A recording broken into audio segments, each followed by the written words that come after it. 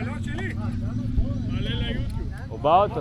כולם יראו איתי מה... אנחנו במה, מה שבחת אותו? שלח לך, בטח. אנחנו בוואטסאפ.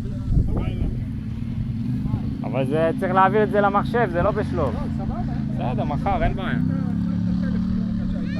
בטח. יש לך טלפון עליך? שווה פחות. כן. פיקשושים. מה זה? הוא הסתבך בזה הבא, אבל לא? כן, פה בבור. אבל הנה, היא באה נכון, תסתכל. כן, כי אחרי שהראשון אתה כבר יודע איך לעשות את זה, זה גם אותו אוטו. אחרי שהראשון כבר עבר. כן. לא, כי הוא מכוון אותה גם. אותו אוטו, בסדר. בסדר, זה לא ימנע ממנו. קניתי את הכלי לפני כמה חודשים. אתמול הייתי במוסך אחרי טיפול וזה, הכל חדש שם. אבל הבית שלנו לא מתנהג אני בצורה עכשיו דבר כזה, מה שלא הייתי יודע שצריך לשים לו. הייתי נגיד על 4x4. תמיד לא עובדים בעלייה ושיפור. לא ידעתי. אוקיי. לא ידעתי, אני מסביר לי את זה, הוא אומר לי, תשמע, אתה שם לו, כל דבר הוא יעלה בעדינות.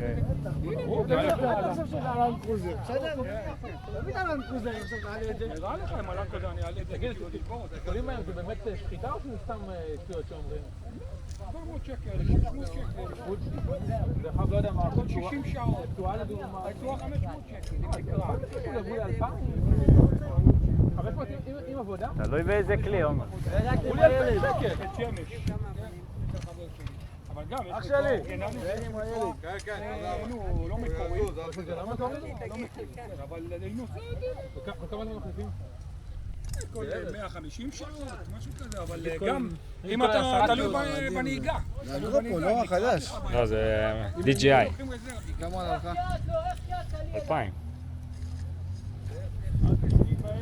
מנוע וגם אמינות, יפה. איך שאת, אל תגיעי בהגה, אל תגיעי.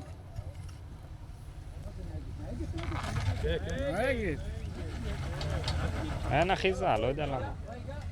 מה לא לגעת? בגז?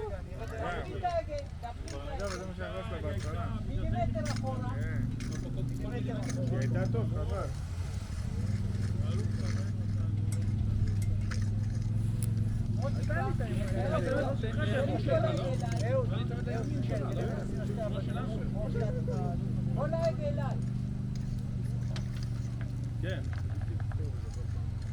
ועכשיו אל תעשי כלום.